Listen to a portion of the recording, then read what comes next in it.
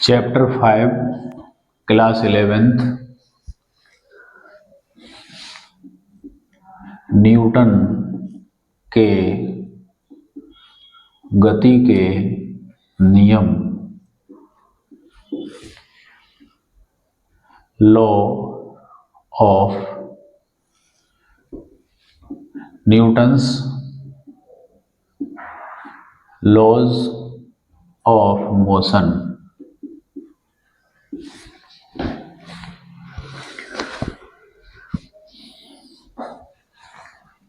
Topic है आवेग, English में कहते हैं इम्पल्स।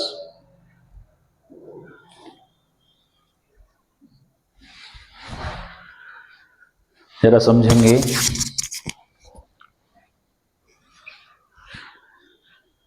हमने अक्सर देखा है कि क्रिकेट के जो खिलाड़ी होते हैं वो खेलते समय जब बॉल को कैच करते हैं तो अपने हाथों को पीछे करते हैं। इस बात का जो रीजन है उसे हम एक्सप्लेन कर पाएंगे आवेग के द्वारा। दूसरा, अगर कोई व्यक्ति ऊपर से फर्श पर कूदता है, जब फर्श पे कूदेगा तो चोट लगती है पैरों में, लेकिन अगर गद्दे पे कूदता है, घास वाले मैदान में कूदता है तो चोट कम लगती है। उसको भी हम एक्सप्लेन कर पाएंगे आवेग के द्वारा। तो आवेग के जो प्रैक्टिकल लाइफ में एग्जाम्पल हैं वो मैंने बताए, जिससे कि बच्चे को थोड़ा रुचि आए, इंटरेस्ट आए कि आखिर आवेग हम क्यों पढ़ें, ये हमें क्या आवश्यकता है।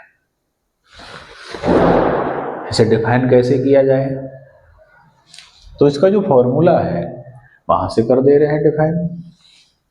इम्पल्स को पहला अक्षर क्या है, आई, तो आई से लिखेंगे I equal to force into time interval.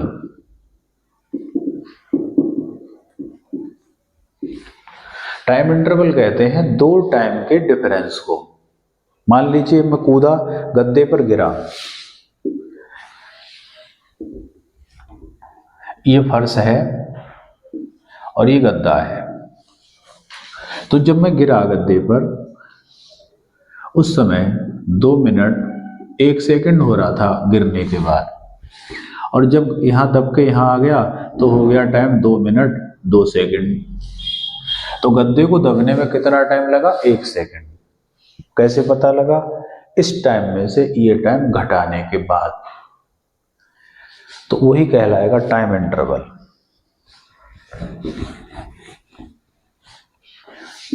F multiply delta T. कहीं डिफरेंस लेते हैं दो राशियों का तो डेल्टा का यूज कर लेते हैं।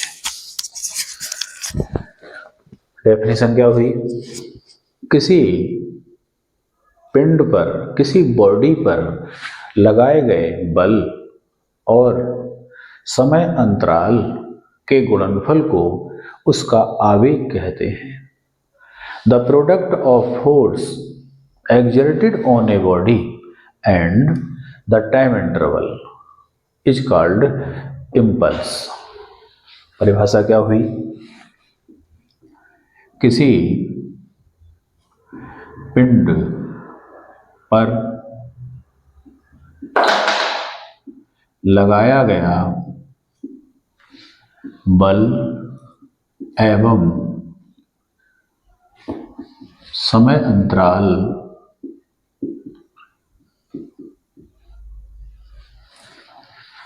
के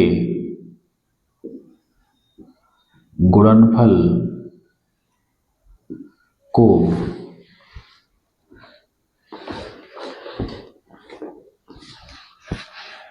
आवेग कहते हैं।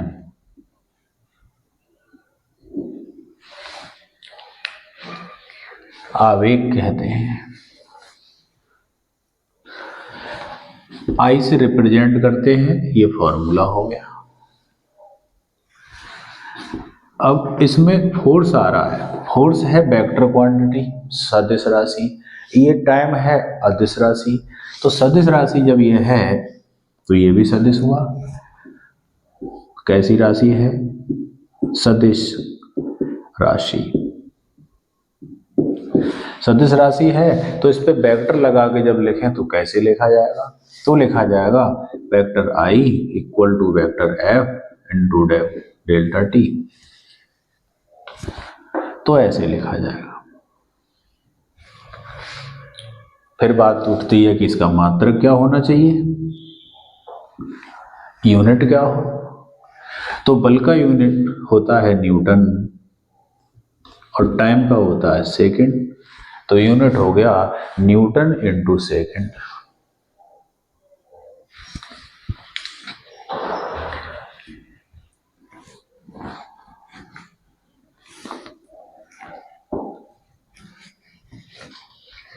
डेली लाइफ में आवेग के एग्जाम्पल नंबर 1, क्रिकेट का खिलाड़ी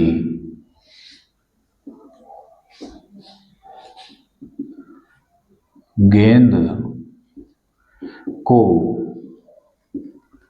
कैच करते समय अपने हाथ पीछे की ओर खींचता है।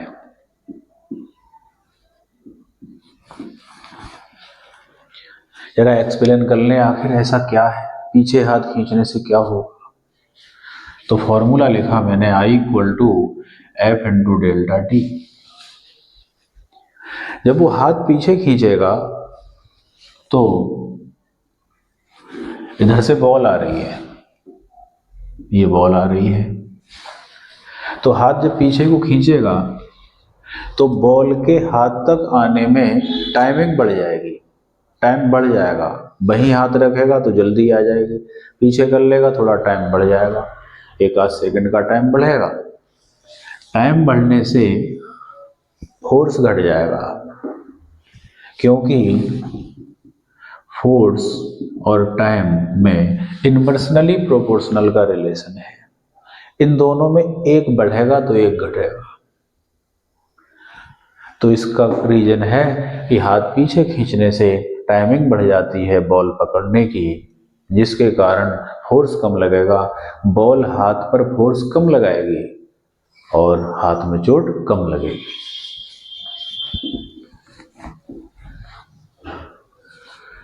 दूसरा एग्जाम्पल है, फर्श पर गद्दे पर कूदने पर चोट कम लगती है।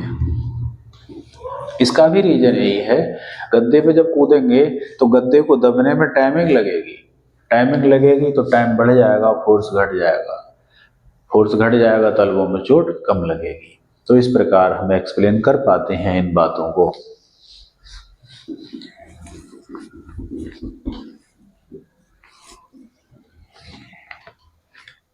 एक लास्ट,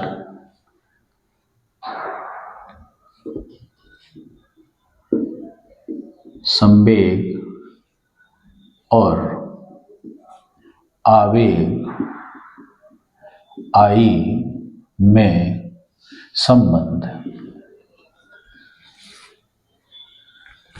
जरा देखते हैं कि मोमेंटम और इम्पल्स आपस में किस प्रकार रिलेटेड है। तो देखेंगे हम न्यूटन के सेकंड नियम से। न्यूटन के सेकंड नियम से, सेकंड नियम का मैथमेटिकल रूप है delta p upon delta t equal to f. Delta t की क्रॉस मल्टीप्लाई कर दी तो हो गया एफ इंटू डेल्टा टी, और ये एफ इंटू डेल्टा टी किसका फॉर्मूला है? आई का, और ये डेल्टा पी। ये तो बात बड़ा सही निकली। संवेग में परिवर्तन आवेग के बराबर होता है। जितना ज्यादा संवेग में परिवर्तन होगा आवेग का मान उतना ही अधिक होगा। तो ये रिलेशन है दोनों में, इसका मतलब दोनों के यूनिट भी एक ही होंगे। तो इसके हिसाब से यूनिट हो जाएगा किलोग्राम मीटर पर सेकंड। क्यों? क्योंकि संवेग होता है मास इंटू वेलोसिटी। मास का होगा किलोग्राम, v का होगा मीटर पर सेकंड। और वैसे इसका F इंटू डेल्टा टी से निकाला तो आया था न्यूटन इंटू सेकेंड। तो नई बात पता लगी कि इसके दो यूनिट हो गए, एक ये और एक ये। आज का काम इतना ही रखते हैं, शेष कार्य फिर करेंगे। धन्यवाद।